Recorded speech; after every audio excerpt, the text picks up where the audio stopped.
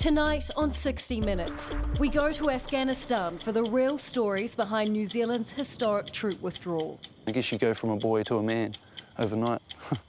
Never before seen footage from the front line. And we follow a soldier making the transition back to life in New Zealand. You come home and you almost feel like you're waiting to be told what to do next. So you have to think for yourself, which is a huge shock, I think.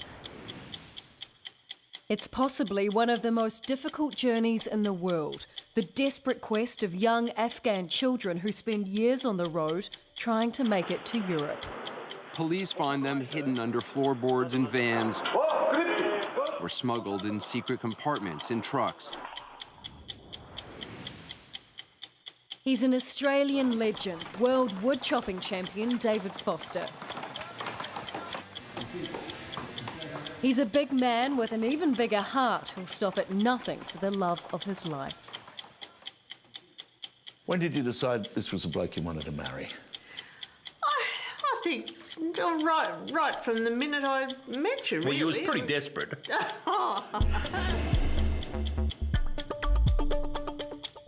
Kia ora, good evening. After a decade, it's the end of an era for Kiwi troops in Afghanistan, but behind the pomp and ceremony of the historic pullout, we hear the real stories from real soldiers on the front line, the near-death misses that didn't make the headlines. Jodie Ihaka travels to Afghanistan with our Kiwi troops and follows one family back home.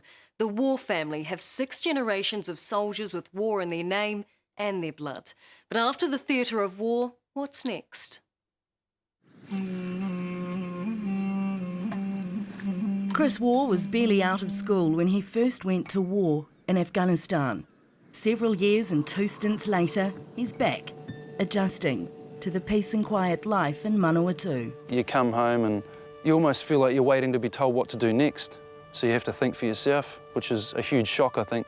I think that's probably the biggest shock. This is some of the footage Chris Waugh's come home with. There's no pomp and ceremony here. It's life on the front line. War stories told, the modern warfare way.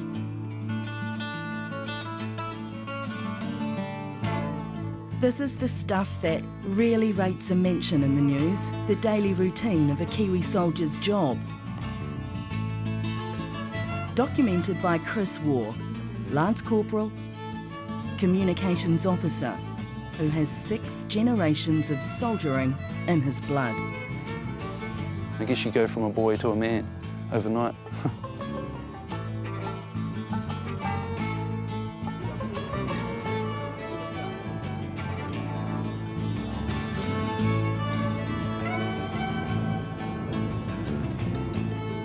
Kiwi Base, Bamiyan, where our troops spent more than a decade peacekeeping and rebuilding the infrastructure that's been ravaged by more than 30 years of war.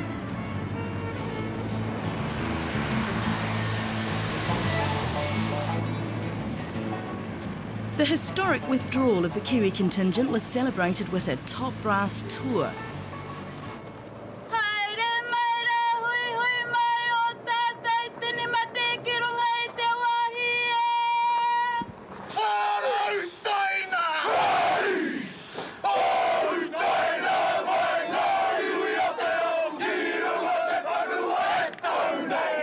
Strong words of support from the Governor-General, Jerry Matiparai. I just want them to remember who they are, what they represent and what they've done in Afghanistan. And they're bringing to a close that chapter in our nation's history about how we've operated. And I think that they've done marvellously well.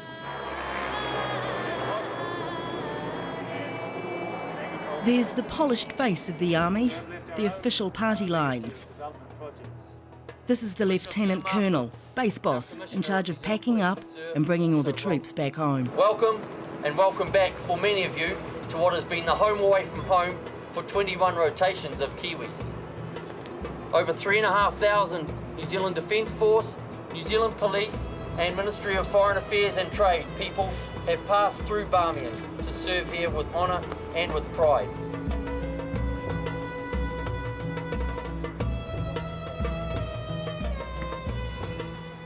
The real stories often told by men without the stars and stripes, by the frontline guys. In theatre of war, Chris is considered, thoughtful, and always on high alert. We first meet in Afghanistan, where his job is to provide communications for the VIP tour. Were you like a fish out of water the first time you came here? Oh yeah, definitely. I mean, I was 21 the first time I came over here, so I was still pretty much fresh out of school, really.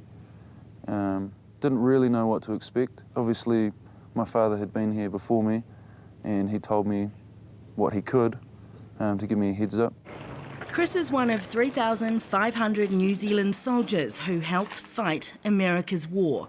It started out as Operation Enduring Freedom after an attack on the Twin Towers, and ended up being a massive peacekeeping mission to build Afghanistan's strength, confidence and capacity with Kiwi style.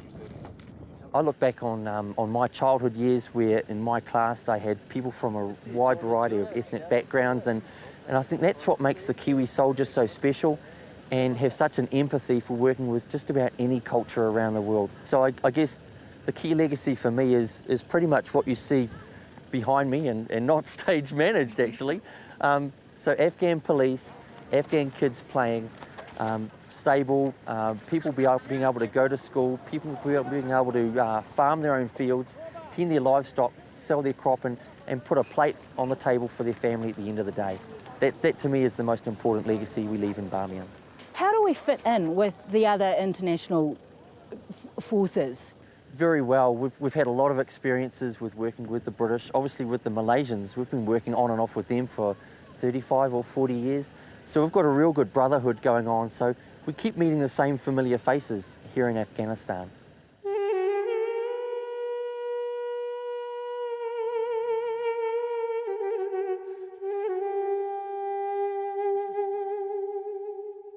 Bamiyan is inhabited predominantly by the minority group known as the Hazara people, who for generations have been targeted by the Taliban. But after more than a decade, the New Zealand Defence Force have worked with the locals to provide a safe and secure and better future for the next generation. We were over there so that we could improve their lives by building schools and wells and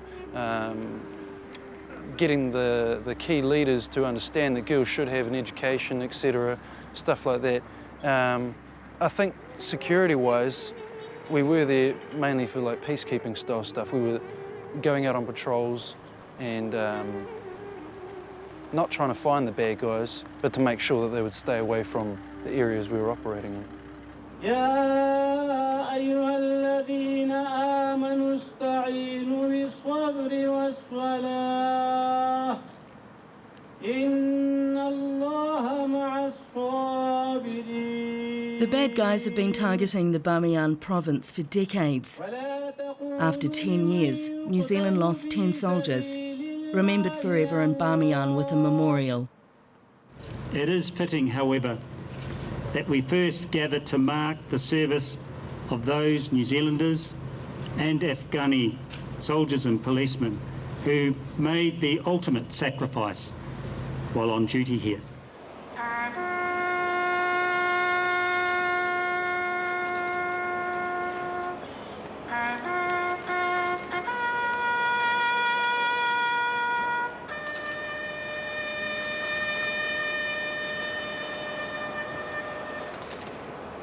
Yeah, when I look around at the changes over the last 10 years, I think my first trip in here was 2004.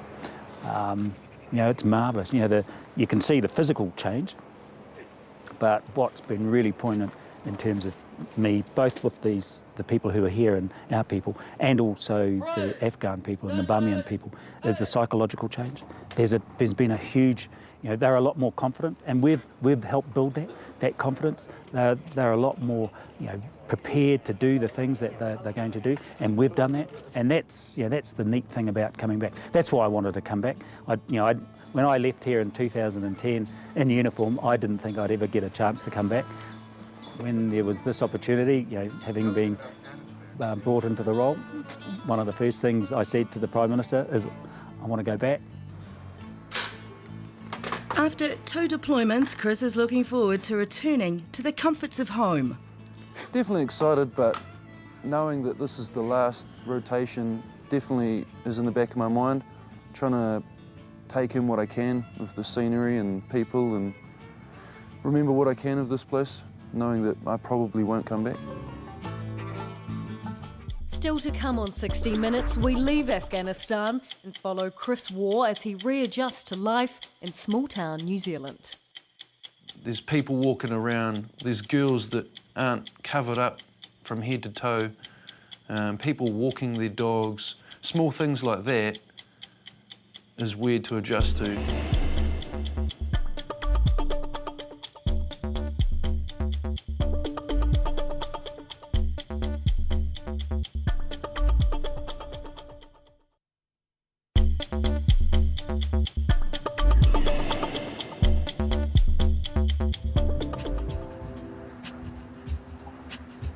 From war-torn Afghanistan to New Zealand, back on home soil, back on their job, readjusting to life at a different pace. I suppose it's always hard too, like trying to unwind and take the uniform off and remember that you're now back home. It is hard and it's weird. You wake up in the morning, you're not short of breath anymore from being up so high in altitude and just stuff like that. Even driving along on the road, you don't have to watch out for roadside bombs or anything anymore, or people that may be a potential threat. There's buildings and there's people walking around, there's girls that aren't covered up from head to toe, people walking their dogs, small things like that is weird to adjust to because you're used to the complete opposite. There's probably Taliban, anything in there. Yeah. This is the problem with these type of wars. You don't know who's the enemy. Yeah. Chris grew up surrounded by soldiers, and it's his grandfather who's one of the first people he's keen to share his work stories with. Roy is a Vietnam veteran. But the weapons of today have changed drastically since I had a weapon in my hand. It was the M16 that you were using, Eh? M16s? Yeah. And it's from the safety of his pop's home in sleepy Palmerston North that Chris reveals how he walked the thin line between life and death. The military term is contact. It's actually an enemy attack with rocket-propelled grenades, a near-death story that failed to gain traction in the media. 4 years on, the memories remain clear and present. You're in the vehicle and you're going through the mountains. Talk me through your first ever contact engagement. Our first one was actually our first patrol out. And then it was actually on our way back to Kiwi Base that we got hit in a small park called Sangpa. Obviously we were in a convoy, 2 Hummers and 2 Hiluxes. I was the 3rd vehicle, which was the Hilux. Initially, I wasn't sure what had gone on. I mean, I was just driving along. My boss was chatting away to me. It was just me and him in the vehicle. And then I felt the ground kind of rumbling. And then I asked him, I was like, did you feel that? And then he was like, feel what? And he was looking up. That's when we both looked up at the same time, and an RPG came in and blew out the wheel on the Hummer in front of us. And that's when we knew something was going down, yeah. And then what did you do? Straight away I slammed on the brakes, and we got hit with other RPGs and small arms and stuff, and I called in for air support. 2 Apaches arrived about 20 or 30 minutes later, guided them into the hills as to where to shoot, and yeah. How terrifying was that 20 to 30 minutes before the air support arrived? Pretty terrifying. I mean, you can't really describe what it's like. Were you hurt? No, no one. Miraculously, no one in the patrol at all got hurt. My wagon had actually died because the bullets had gone through the radiator and everything else. It had leaked out fluid and overheated and seized up, so I had to be towed back. We got back at about 9 o'clock at night, and pretty much half of Kiwi Base was waiting out there for us to welcome us back, and all the bosses were there, shook our hands and said, well done, you've done us proud. Chris is based at the Linton Army Camp, but his number one fan and father is based in Wellington. Myron is a 30-year veteran of war who served in Afghanistan, the Solomons, Timor-Leste and Lebanon. They're the only Kiwi father and son team to serve in Afghanistan. I'm immensely proud that Chris has actually come on board with the Defence Force and making his contribution to that. To have 2 missions under his belt and his little time he's been in, that's an absolutely wonderful opportunity he's been given. And I know his unit's very proud of him, that he's represented the Corps of Signals and pushing forward. This is actually a set of medals from your great-great-great-granddad. He earned that one in 1896-97. So these are part of the Zulu Wars before we get into what's called the Boer War. The War family have an illustrious military history, and now Chris can add to the family honour roll. Do you miss it? Do you want to go to war again? Every day you miss it. Every day you think about it. Well, not every day, but I mean, I've talked to other people that have been involved with contacts and bits and pieces, and they've deployed to Afghan, and even they say the same thing. They wish they could go back.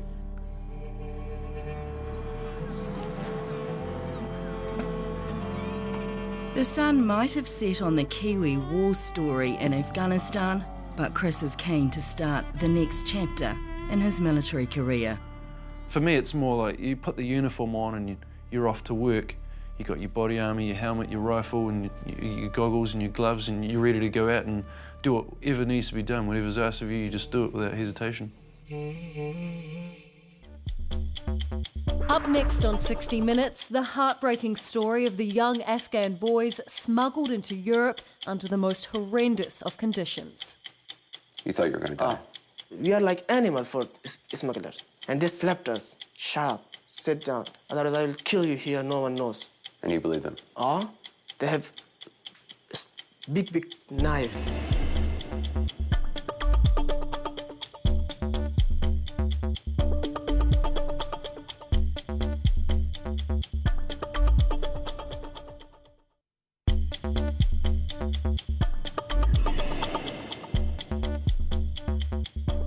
Alongside the New Zealand troops in Afghanistan have been soldiers serving from many other countries. Through their experiences, we've learned a lot about war, but we haven't seen much of what life is like for ordinary Afghans, the violence, the poverty and the fear of the Taliban. More recently, though, stories have begun to emerge about a massive migration out of Afghanistan, a journey being made by thousands of Afghan children, some as young as 9 years old. They often spend years on the road trying to make it to Europe. To get there, however, they have to survive what might be one of the most difficult and dangerous journeys in the world. Anderson Cooper with the story. You see them all over Europe, small groups of Afghan boys searching for a better life. Tired and hungry, these Afghan kids are on a Greek island trying to find a bus to Athens. Just one more stop on a journey that's already taken some of them years. Police find them hidden under floorboards in vans or smuggled in secret compartments in trucks. Kids fleeing Afghanistan now make up one of the largest migrations of children in modern times. Starting in Afghanistan, the boys go through Pakistan, Iran, then Turkey and Greece and onward to countries throughout Europe, what can be a 10,000-mile journey across 6 mountain ranges and 2 seas. Over the past year, we've interviewed dozens of Afghan boys at various stages of their journey. Though they come from all over Afghanistan, their stories of why they're leaving are strikingly similar. In Afghanistan, they're all bullets, guns. People used to kill people for no reason. I couldn't follow my dreams there. I didn't have any future. We are not safe in Afghanistan. You know the condition. There is always there is a killing, bomb blasting. Ali Hassan's father was killed in Afghanistan. He fled with his 2 sisters and brother when he was just 11 to Iran, where he began working in a market. We came from Pakistan to Iran illegally. Then me and my 2 sisters and my small brother. He worked for 2 months in Iran until the day he found out his siblings were caught by authorities and deported. my neighbors. They told me that police came here and took your family and they deport to Afghanistan because we don't have any paper. So I'm nervous, I'm crying. You didn't know where they had been sent? I don't know anything. I was thinking that if I go to Europe, maybe one day I will find my family and I will bring here. We will live a better life. If a person lives with his family, it's the best life ever. If a person live lonely, like me, like other boys, it's too difficult. He says an Iranian man he worked for in the market paid a smuggler to bring him to Europe. The journey would take 4 years. At one point, he was hidden in a refrigerated truck. We are in freezer. 2 days, 2 nights, and 4 hours. I was in container. After 52 hours, I'm totally freezed. I can't shake my hand, my foot. On that time also I was thinking that maybe I will die. You thought you were going to die? We are like animals for smugglers. And they slapped us, sharp, sit down. Otherwise I will kill you here, no one knows. And you believe them? They have big knife. They have guns. For money they can do anything. For money. Money fuels this migration. Some kids, like these Afghan boys who are employed in a bakery in Peshawar, Pakistan, have to work for months or even years along the way to pay the smugglers. The trip can cost as much as $15,000. Many of the boys who leave come from Afghan families that have land they can sell to pay for the trip. Most of the world feel that after 10 years of intervention in Afghanistan, things have got so much better. Whereas actually most children there don't go to school. They don't have any future. They don't see any hope. Alexandra Fazina is a British photojournalist based in Pakistan who spent 5 years documenting these journeys. She's creating an ongoing photographic record of some of the thousands of boys who left Afghanistan last year. This journey that they're embarking on, which is of course highly dangerous, is almost symbolic of just how desperate people are over there. I mean, all along the route, of course, the boys are very, very vulnerable. They are robbed, they are kidnapped, but many of them are actually being kept by some of the smugglers as sexual slaves. Wazir Gul's family sent him out of Afghanistan at 13 to escape the Taliban. He says he often saw smugglers sexually abusing boys. I haven't been raped, but other boys with me were raped. What would happen? The smugglers used to drag the boys out from the room and hit them with a pistol or with a knife. The boys couldn't do anything. The smuggler then would do whatever they wanted to do. Hamid, who asked us not to use his real name, crossed Iran with little food and at one point in the journey hid underneath a moving truck. You remember everything that in your life, when you're in that moment that you think that you're going to die, you remember everything. He was arrested in Turkey for illegal entry and jailed when he was 15. So you're 15 and you're in an adult jail? Yeah. What was the worst part about the prison? To not seeing outside, I think so, because I was about to go crazy in that jail. Because it felt so, I don't know how to describe, but I felt like a dead person. He managed to escape and fled to Greece. But getting into Greece is one of the riskiest parts of the journey. Smugglers save money and time by taking the boys, most of whom don't know how to swim, at night in small boats. This overcrowded boat was intercepted by the Greek Coast Guard. Stop now! Many boys die on the crossing. Several months ago, 21 Afghans drowned off the Greek island village of Mytilene. Their bodies and the few possessions they had washed ashore. We went to Mytilene's cemetery and found their graves. No one knew the boys' names, so they were simply assigned numbers. The sole survivor of the accident is a 17-year-old Afghan named Murtaza. It was his 9th attempt to cross into Greece. This is what I would say to the boys still in Afghanistan. Don't come towards Europe. It's 100% death. Europe is not what many of the boys expect. In Greece, where economic turmoil has fueled riots, there's little sympathy for unaccompanied Afghan minors. The government rarely grants kids asylum. Police routinely throw them into detention centers like these with adults. I was with adults bigger than me. Hyatt was just 9 when he was detained in Greece. They took us to a prison and they took the other people's fingerprints. They didn't take mine. They told me, you're too small to take your fingerprints.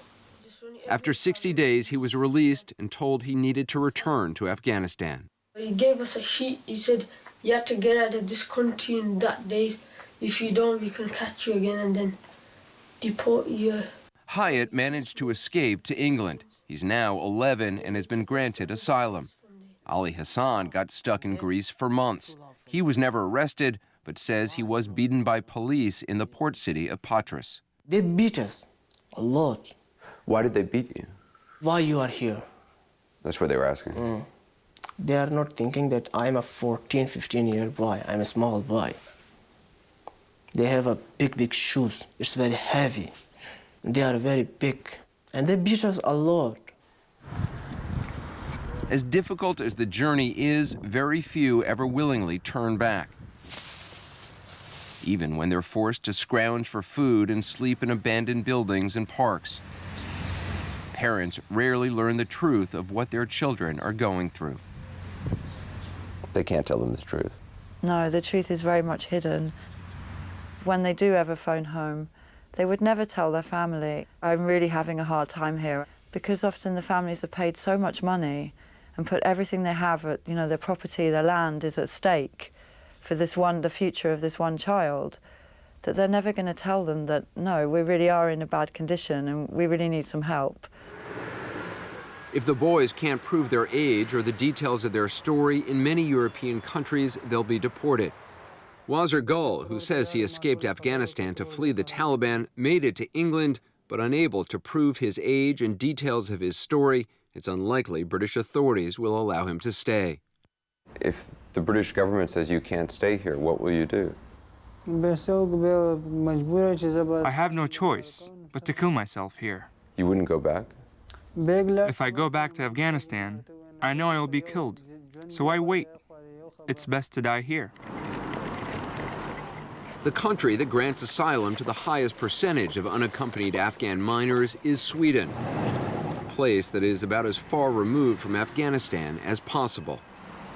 Over the years, the journey for thousands of Afghan teens has ended here in Stockholm Central train station. Moved by their plight, the Swedish government has granted the teens asylum, giving them free accommodations, education, even financial support to begin new lives. Last year, nearly 2,000 Afghan minors were granted asylum here. Hamed was one of them. He's now enrolled in high school.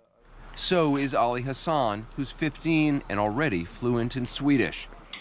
After 4 years on the road, he now lives near Stockholm in a government-run group home with other Afghan boys. Swedish people is, for me, the best people, for me. They feel us. They feel you? When they look, they are laughing. They are like, hey, how are you? This is the goodness of the Swedish people. They are feeling us. Ali Hassan just discovered that his brother and sisters, deported from Iran 4 years ago, are alive and live